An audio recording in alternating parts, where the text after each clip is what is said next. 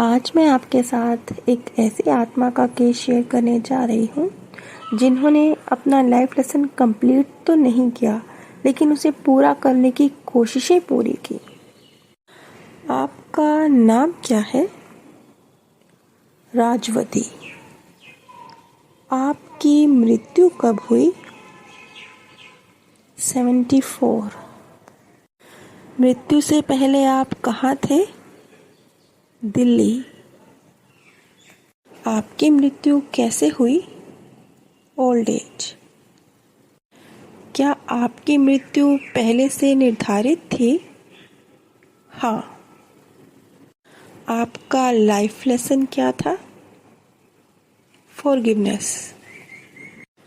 क्या आपने इसे कंप्लीट किया? नहीं, लेकिन मैंने इसे कंप्लीट करने की कोशिशें पूरी की। आपने कितने जन्म लिए? 70। आपने अब तक कितने लेसन कंप्लीट किए? 5। ईगो मैनेजमेंट, शांति, ब्रदरहुड, डिटैचमेंट और विश्वास। लेकिन इस बर्थ में मैंने सब खराब कर दिया और अपना वक्त बर्बाद किया। और एक बहुत महत्वपूर्ण बात जो मैंने पिछली कड़ी में भी कही थी और यहाँ पर भी इस सोल ने इसी बात को रिपीट किया। उसने कहा कि जैसे मेरा लेसन फॉरगिवनेस था, लेकिन सभी लेसन एक दूसरे से इंटरकनेक्टेड होते हैं। अगर आप भाईचारा सीखते हैं तो आपको माफ़ करना सीखना ही है। माफ़ करना, भाईचारा, ये दोनों चीज़ें एक दूसरे से कनेक्टेड हैं। विश्वास, ईगो मैनेजमेंट, ये सभी लेसन एक दूसरे से जाकर जुड़ते हैं। जहाँ तक मैं समझ पाई हूँ, ये ऐसे ही है जैसे हम फर्स्ट, सेकंड, थर्ड, फोर्थ ऐसे क्लासेस में ऊपर चढ़ते हैं। तो बेशक जब 4th क्लास की पढ़ाई 5th क्लास में हमारे काम की नहीं है, लेकिन उसी के बेस पर तो हम आगे पढ़ रहे हैं ना। तो सब एक दूसरे से इसी तरह से कनेक्टेड है। आपकी मृत्यु के बाद क्या हुआ? मेरी मृत्यु के समय मेरे सभी प्रियजन मेरे आसपास थे। सोल एक लाइट की तरह है जो ऑटोमेटिकली ऊपर की तरफ जाती है। और तब मेरे सामने एंजल्स आए। उन्होंने कुछ नहीं कहा। वो मुझे डायरेक्टली एक सभा में ले गए। वहाँ और भी सोल्स थी। हमें हमारे मार्गदर्शक के द्वारा डांटा गया। फिर हमें एक स्थान पर ले जाया गया जहाँ हमें हिप्नोटाइज किया गया ताकि हम रिलैक्स करें। मैंने अपने लाइफ की गलतियाँ अपनी आँखों के सामने देखी। क्या आपने मृत्यु के समय कोई सुरंग या लाइट देखी? हाँ, मैंने सुरंग के अंत में लाइट देखी। अब तक इतने सारे जो केस हमने देखे हैं उसमें हमने ये चीज़ समझ ही ली है कि जिस सुरंग का जिक्र किया जाता है, हर व्यक्ति जो नियर डेथ एक्सपीरियंस से गुजरता है या जो अब ये मृत्यु के बाद जो आत्माएं जानकारी दे रही हैं या PLR में जो जानकारी निकलती है, इन सब में आपने ये जो सुरंग का एक्सपीरियंस आप सुनते हैं, ये सुरंग आत्मा लोक का रास्ता है। और ये सिर्फ जाने का रास्ता नहीं है, ये आने का भी रास्ता है। जैसे जो आत्माएं धरती पर जीवन कंप्लीट करती हैं, फिर वो सोल वर्ल्ड जाती हैं, वो इस सुरंग से गुजर कर जाती हैं। इसी तरह से जब कोई आत्मा माँ के गर्भ में आती है, तब भी एक इसी तरह की सुरंग का जिक्र वो करती है। वो एक ऐसे जिक्र करते हैं जैसे एक नरम सा, गद्देदार सा, एक झूला सा जो बस ऊपर से नीचे आते जा रहे हैं। इस तरह का वर्णन दोनों जगहों पे किया जाता है। वहाँ भी जब सोल धरती छोड़कर सोल वर्ल्ड जा रही है और तब भी जब सोल वर्ल्ड से माँ के गर्भ में आ रही है। क्या आपके पास एक से अधिक मार्गदर्शक थे? हाँ, 4। मार्गदर्शकों का एक ग्रुप था।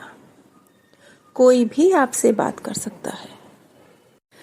क्या आपने अपनी लाइफ में कुछ गलतियां की? हाँ, मैंने अपने पास्ट को बहुत संभाल के रखा। मैंने अपने पास्ट को लेट गो नहीं किया। जो कुछ भी जिंदगी में मेरे साथ हुआ, मैंने उसे पकड़े रखा। ये मेरी गलती थी। क्या आपको कोई पछतावा है? हाँ, थोड़ा थोड़ा। ये सबकी जड़ में था। यहाँ ये आत्मा कहना चाह रही हैं कि वो जो अपने पास्ट को होल्ड करके रखती थी, ये जो उनका स्वभाव था, ये उनकी लाइफ में फेल होने की वजह था। क्या आप अपनी सोल फैमिली के साथ हैं? नहीं, अब वो सभी ऊंचे स्तर पर हो गई हैं। इस आत्मा की जो सारी सोल फैमिली है, सभी ने अच्छा परफॉर्म किया है धरती पर और ऊंचे स्तर पर चली गई हैं। सिर्फ यही एक आत्मा है जो अपने ग्रुप में निचले स्तर की रह गई है, इसलिए अपने ग्रुप से अलग हो गई है। अच्छा, यहाँ पर एक बहुत खास बात इस आत्मा ने कही जो पहली बार ही किसी ने कही होगी। ये बड़ी महत्वपूर्ण है, कुछ अलग है कि जैसे अब आप क्या कर रहे हैं? तो उसके जवाब में उसने कहा कि मैं प्रतिज्ञा कर रही हूँ कि मैं अब अपनी आने वाली लाइफ में कोई गलती नहीं करूँगी। लेकिन जब हम बर्थ लेते हैं तो हम सब भूल जाते हैं। तो उसका जवाब था, नहीं, ज़रूरी नहीं है। ये जो बात कही गई कि नहीं, ये ज़रूरी नहीं है, ये बड़ी महत्वपूर्ण है। क्योंकि अक्सर तो ऐसा ही होता है कि हम जब सोल वर्ल्ड छोड़ के धरती पे आते हैं तो हम अपना सोल वर्ल्ड, जो कुछ भी हम डिसीजन लेते हैं, सब भूल जाते हैं। तो जब ये सोल ये बात कह रही है कि मैं प्रतिज्ञा ले रही हूँ कि मैं नेक्स्ट बर्थ में कोई मिस्टेक नहीं करूँगी, तो इस प्रतिज्ञा का क्या अर्थ रह जाता है? अब इस बात को सिर्फ मैं अपने नज़रिए से कह रही हूँ। मैं ये समझ पाती हूँ, जैसे कुछ लोगों में आप बहुत ज़्यादा आत्मनिर्भरता कह लीजिए, हौसला कह लीजिए, वो आप देखते हैं कि वो परिस्थितियों में कभी हिम्मत नहीं हारते।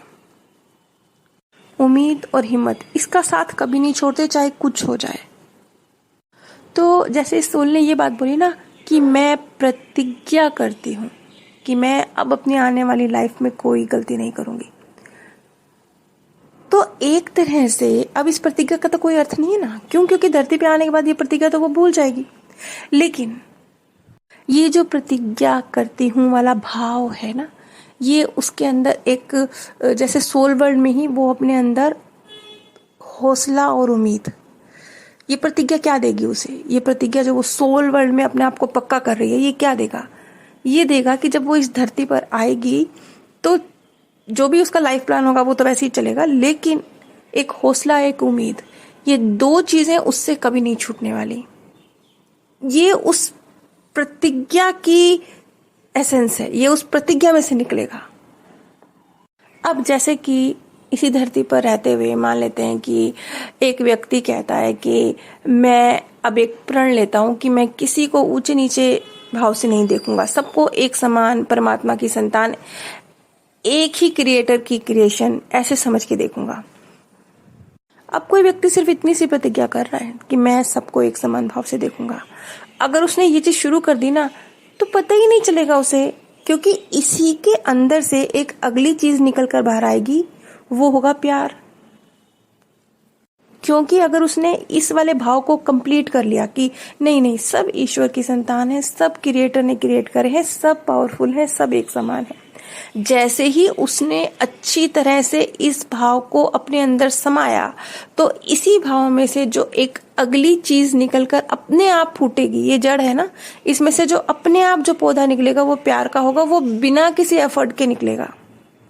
सबको इक्वल समझने के बाद सब पे नेचुरली नफरत खत्म हो गई, नेचुरली सबके लिए अच्छी फीलिंग आ रही है, नेचुरली बिना किसी एफर्ट के।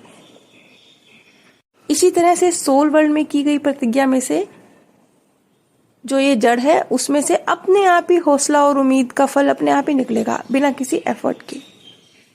ये बातें ना सुनने में बहुत बड़ी बड़ी लगती हैं, हौसला, उम्मीद, ब्रदरहुड सीखना है, माफ करना सीखना है। ये ना बातें जब हम करते हैं ना तो हमको ऐसा लगता है कि क्या ये किताबी बातें हैं, ये तो बच्चों को पढ़ाई जाती हैं, सबसे प्यार करो, ये सब तो छोटी छोटी बातें हैं, ऐसे ही लगता है जब हम सुनते हैं।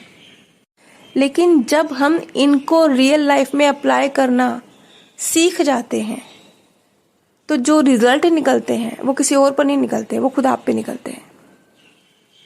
अब जैसे कोई इंसान बोले कि क्या है, हम जिम जाते हैं, हमें कहते हैं एक्सरसाइज करो, ये मत खाओ, वो मत खाओ, जल्दी उठो, जल्दी सो, ये क्या है? ये तो सबको पता है।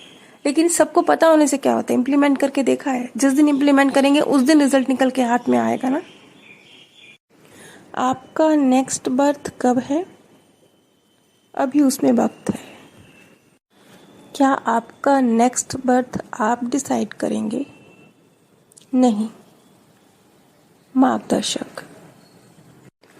मेरा नेक्स्ट बर्थ मुश्किल होने वाला है, क्योंकि इस बार मैं 6 लाइफ लेसन के साथ जाऊंगी। वैसे नॉर्मली जो आत्माएं होती हैं वो 2 या 3 लाइफ लेसन के साथ ही जाती हैं। एक आम जिंदगी में इतने ही काफ़ी होते हैं, 6 लाइफ लेसन काफ़ी हैं। आपका नेक्स्ट बर्थ कब होगा? जब तक मैं तैयार नहीं हो जाती तब तक नहीं होगा।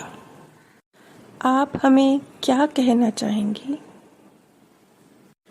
शांति और भाईचारा, इसके साथ जियो। ये सेशन तो यहीं ख़त्म होता है, लेकिन जो एक बहुत महत्वपूर्ण सीख इस आत्मा के द्वारा दी गई, इसने ये कहा कि जो पास्ट में अटके रहने का उसका स्वभाव था, चीज़ों को ना भूलने का, इसकी वजह से ये अपना लाइफ लेसन अचीव नहीं कर सकी और फेल हो गई। तो बस अब यही गलती हमें नहीं दोहरानी है। पास्ट चाहे कितना ही मुश्किल क्यों ना हो, वो बीत गया। कोई भी गिल्ट, पछतावा, कुछ भी ऐसा जो पास्ट से बहुत पॉजिटिव नहीं है और आपके पास आ रहा है, उसे पकड़ना छोड़ दीजिए। नीचे डिस्क्रिप्शन बॉक्स में मैंने आप सभी के साथ अमेज़ॉन का लिंक शेयर किया है। अगर आप इस लिंक के माध्यम से कुछ भी परचेज करते हैं तो बिना कोई धनराशि खर्च किए भी आप इस ज्ञान कार्य में सहयोग दे सकते हैं। आप सभी पर परमात्म सौंदर्य, प्रेम और आनंद सदैव बरसता रहे। आप सभी दिव्य परम धाम में स्थान प्राप्त करें। आज मैं आपके साथ एक ऐसी